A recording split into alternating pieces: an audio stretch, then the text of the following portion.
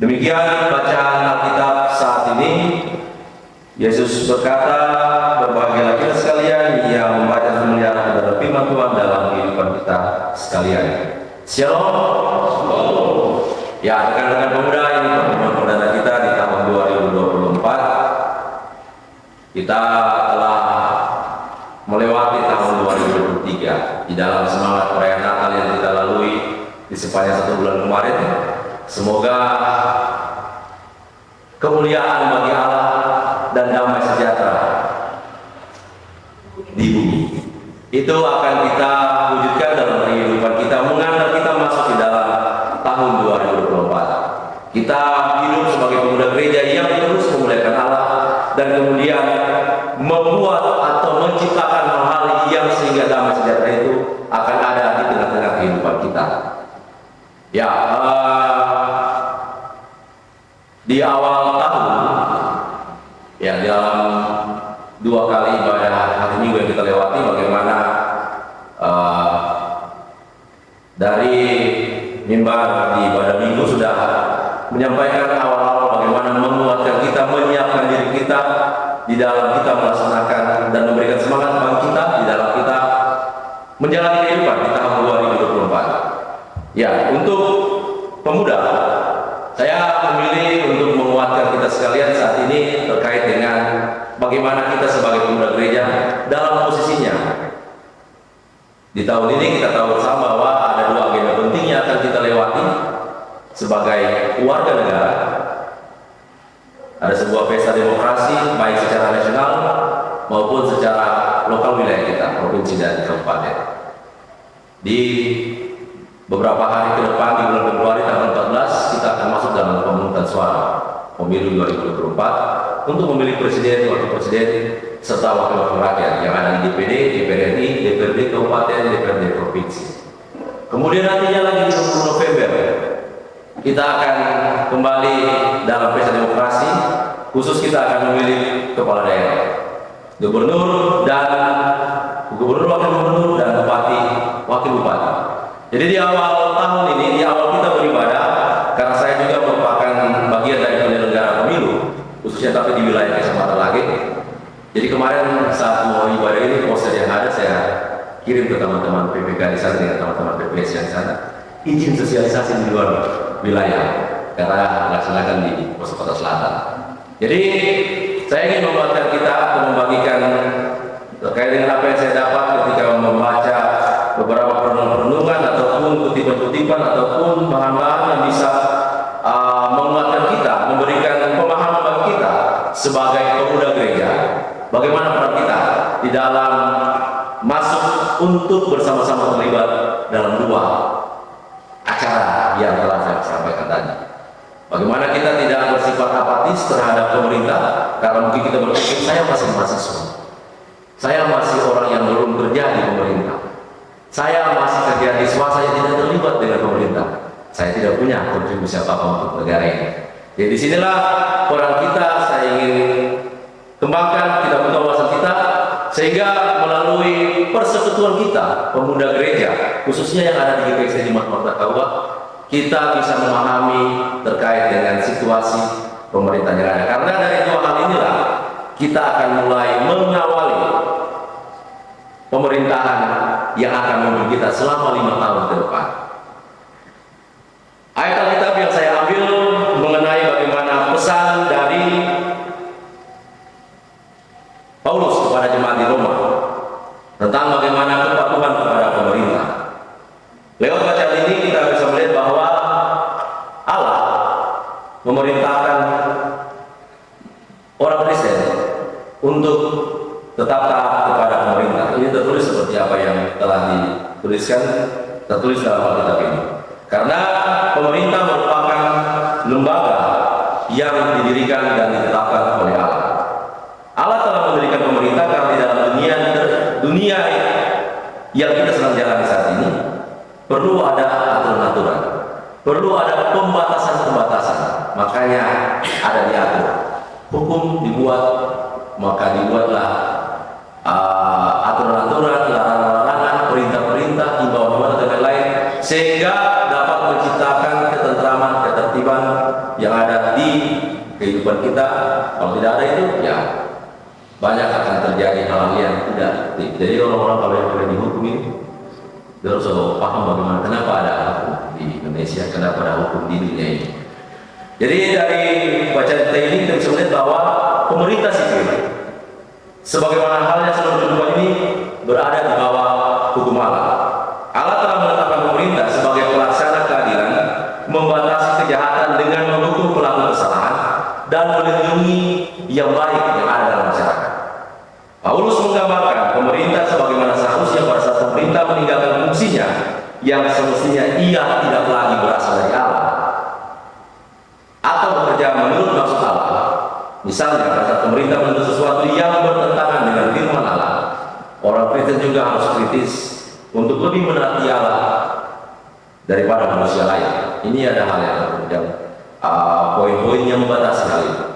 Kemudian sesuai dengan nats pemimpin kita yang telah kita baca bersama tadi, semua orang percaya wajib berdoa untuk para penguasa. Seperti saya katakan tadi, ada dua hal yang akan kita lakukan. Kita akan memilih pemimpin, memilih wakil rakyat kita di dalam pemilu dan pilkada nantinya. Pentingnya memilih pemimpin bangsa, wakil-wakil rakyat, wakil-wakil kita di parlemen. Sesuai Alkitab dapat dilihat dari perspektif nilai-nilai moral dan etika yang terkandung di dalamnya. Pemimpin yang mengikuti prinsip-prinsip Alkitab diharapkan akan memimpin dengan kebijaksanaan, keadilan dan kasih, menciptakan lingkungan yang stabil dan beradab. Alkitab tidak secara spesifik membahas bagaimana pemilihan atau sistem pemerintahan modern atau pemilihan presiden wakil presiden, tidak ada dia secara lebih spesifik. Namun prinsip-prinsip moral dan keadilan yang terdapat dalam Alkitab dapat menjadi pedoman bagi setiap individu Kristen dalam memilih pemimpin yang berintegritas dan mempraktikkan nilai-nilai kebenaran. Beberapa ayat Alkitab memberikan prinsip-prinsip yang dapat diaplikasikan pada pemerintahan. Seperti pada ayat tadi ini tertulis, setiap orang harus tunduk kepada pemerintah yang di atasnya, berarti pemerintah yang berkuasa. Sebab tidak ada pemerintah tanpa perintah Allah. Pemerintahan yang ada diletakkan Allah. Prinsip ini menekankan kewajiban untuk tunduk pada otoritas pemerintahan yang sah. Itulah pentingnya bagaimana kita harus mengetahui bahwa kita memiliki pengetahuan bagaimana kita akan memilih para pemimpin kita yang memiliki nilai-nilai sesuai kebenaran yang tertulis kita. Bagaimana kita akan mendukung pemerintahan ke depannya sehingga pemerintahan itu akan menjadi hal yang akan kita tunduk kepada seperti apa yang mereka akan. Bagaimana kita akan tunduk kepada sesuatu yang tidak kita persiapkan secara matang. Seperti itu. Selain itu dalam Yesaya 1 ayat 8 juga mencerminkan harapan akan adanya pemerintahan yang adil. Aku akan memberi pemimpinmu seperti semula dan penasihatmu seperti pada mulanya. Sesudah itu engkau akan dipanggil kota keadilan dan kota yang setia. Ini menggarisbawahi kepentingan memiliki pemimpin yang mempraktikkan keadilan. Alkitab mengajarkan nilai-nilai moral dan etika yang dapat membentuk karakter pemimpin, seperti memiliki integritas, keadilan, kerendahan hati, belas kasihan, dan kebenaran. Pemimpin yang mempraktikkan nilai-nilai ini dapat memberikan pelayanan yang baik, melindungi kepentingan rakyat, dan menciptakan masyarakat yang berlandaskan moralitas dan kebenaran. Tokoh Alkitab yang mencerminkan karakter kepemimpinan yang kuat salah satunya adalah Daud. Daud yang kemudian menjadi raja Israel dikenal sebagai seseorang karena kualitas kepemimpinannya, keberaniannya dalam menghadapi tantangan dan hubungan yang mendalam dengan Tuhan. Meskipun kita bersama Daud adalah pribadi yang tidak sempurna, tetapi Daud menunjukkan ketekunan, kesetiaan, dan kerendahan hati dalam peran kepemimpinannya. Banyak beberapa tokoh-tokoh Alkitab yang bisa kita lihat bagaimana mereka mencerminkan kerendahan hati itu, memiliki karakter yang kuat. Yusuf memiliki integritas yang tinggi di dalam menunjukkan kesetiaan dan kejujuran yang luar biasa. bahkan pada saat godaan dan kesulitan. Kemudian Salomo, tokoh Alkitab yang memiliki kebijaksanaan yang luar biasa, bahkan ketika dia mengambil keputusan untuk membelah dua seorang bayi karena hanya untuk memberikan keadilan kepada dua orang ibu yang mengaku itu adalah anak mereka, sehingga ia ditakuti karena kebijaksanaannya. Kemudian Musa, tokoh Alkitab yang memiliki kerendahan hati, yang terus kesetiaan dan kerendahan hati mendengarkan keluhan dari umat Tuhan yang dipimpinnya. Kemudian dia bawa cerita kepada Tuhan, keluh kesah masyarakat. Tidak langsung dia protes. Biasanya kan pemimpin langsung tidak mau dengar hal-hal yang bikin naik asam lambung, sakit kepala. Tetapi Musa menunjukkan kesetiaannya dan kerendahan hatinya mendengar keluh kesah dari bangsa Israel, kemudian disampaikan kepada Allah. Yesaya, tokoh Alkitab yang menunjukkan belas kasihan dalam peran kepemimpinannya, dalam pelayanannya sebagai nabi, dia menunjukkan kepekaan terhadap penderitaan umat dan memperjuangkan keadilan sosial bagi bangsa Israel dalam pembuangan Babel. Daniel adalah salah satu tokoh Alkitab yang menjadikan kepemimpinan yang didasarkan pada kebenaran. Beberapa tokoh Alkitab ini bisa kita lihat bagaimana mereka terpilih, bagaimana mereka bisa memimpin, entah mereka berada di dalam lingkungan yang notabene merupakan lingkungan bangsa Israel yang patuh dan tunduk kepada perintah Tuhan, maupun yang di luar bangsa Israel, bangsa asing yang tidak mengenal Allah. Beberapa tokoh ini mencerminkan suatu jiwa kepemimpinan yang berkarakter pemimpin, khususnya di dalam pemilihan umum nantinya, pemungutan suara tanggal 14 Februari. Ini merupakan salah satu sarana yang paling baik, sarana yang paling demokratis, sarana yang paling bijak untuk kita melakukan pemilihan yang tepat bagi pemimpin-pemimpin bangsa kita, bagi wakil-wakil rakyat kita. Karena biar bagaimanapun pemilu, pemungutan suara secara demokrasi dianggap sarana paling demokratis dalam memilih pemimpin karena melibatkan partisipasi aktif kita sebagai warga negara dalam menentukan pemimpin dan perwakilan kita sekalian di pemerintahan. Pemilu merupakan sarana yang paling aman, sarana yang paling baik dalam melakukan pergantian pemimpin. Kalau kita melihat sejarah bangsa kita, sejarah di dunia, pergantian-pergantian pemimpin di masa lalu itu memiliki sejarah-sejarah yang kelam. Kita bisa melihat bersama bagaimana proses dari perang salib yang awalnya hanya perebutan Yerusalem, akhirnya dipolitisir untuk sarana melakukan pergantian pemimpin. Bahkan harus mengorbankan banyak darah yang tertumpah, pembantaian massal, dan hal-hal yang lainnya. Itu adalah proses pergantian pemerintahan yang ujung-ujungnya menggunakan, yang ujungnya berakibat dalam perang salib. Kemudian juga di dalam sejarah masa kita tahu bersama bahwa pergantian pemerintahan yang terjadi di masa kita ini memiliki sejarah kelam, yaitu di saat tahun 1965 ketika para jenderal melakukan kudeta untuk memulihkan pemerintahan saat ini. Ini adalah bentuk-bentuk bagaimana pergantian pemerintah yang memiliki sejarah kelam dalam yang akhirnya berakibat massal, banyak pembantaian massal, banyak rakyat yang dikorbankan, banyak orang-orang yang tidak bersalah yang harus mati gara-gara perebutan kekuasaan itu. Dan saat ini di dalam era modern saat ini, dalam sistem pemerintahan yang demokratis, pemilu merupakan sarana yang paling baik yang harus kita bersama-sama terlibat, berpartisipasi dalamnya. Kita tidak boleh apatis, lurus. Kita tidak boleh, sudah jauh, mau pilih juga di mulia kita. Tidak seperti itu.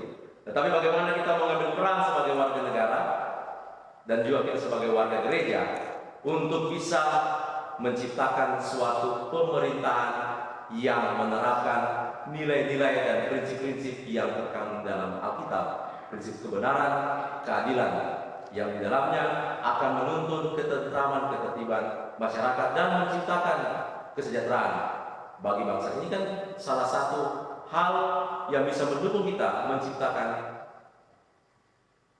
damai sejahtera di bumi. Bagaimana kita menciptakan pemerintahan yang baik, menciptakan memilih pemerintah memilih pemimpin dan wakil-wakil rakyat di parlemen yang ada di dalam pemilu nantinya. Rekan-rekan pemuda, dengan memperhatikan Alkitab, dengan memperhatikan beberapa hal yang telah saya sampaikan tadi terkait dengan bagaimana sejarah-sejarah pergantian pemerintah yang ada, ini memberikan pesan kepada kita bagaimana kita mengambil peran dalam sebuah proses atau sistem yang membangun pemerintahan yang baik. Saya kemarin tersentuh dengan pesan pastoral yang disampaikan oleh PGI kepada kita sekalian warga gereja, khususnya dalam pelaksanaan pemilu 2024, bahwa pesan yang sangat luar biasa mengajak kita sekalian warga gereja untuk bisa mendukung pelaksanaan pemilu ini. Jadi saya kembali mengakhiri renungan saat ini ingin mengulang apa yang disampaikan lewat pesan pastoral PGI yang tertulis bahwa kita sekalian pemuda Kristen sebagai warga negara dan sebagai warga gereja yang akan menggunakan hak pilih dalam pemungutan suara 14 Februari nantinya.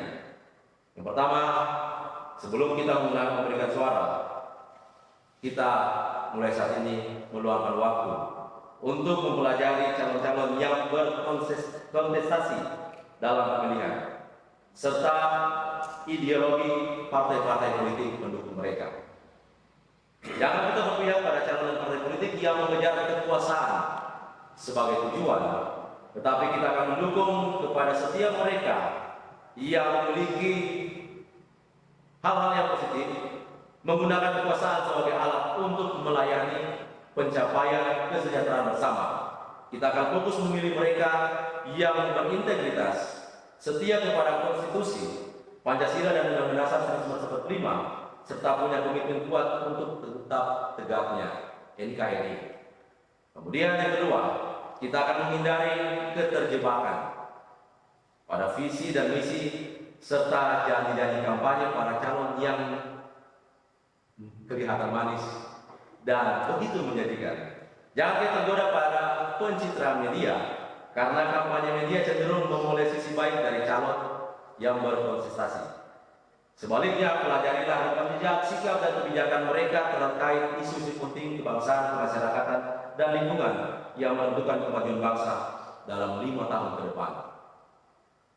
Kita akan menolak setiap praktek politik uang dan politisasi suku, agama, ras, dan antar golongan atau sara.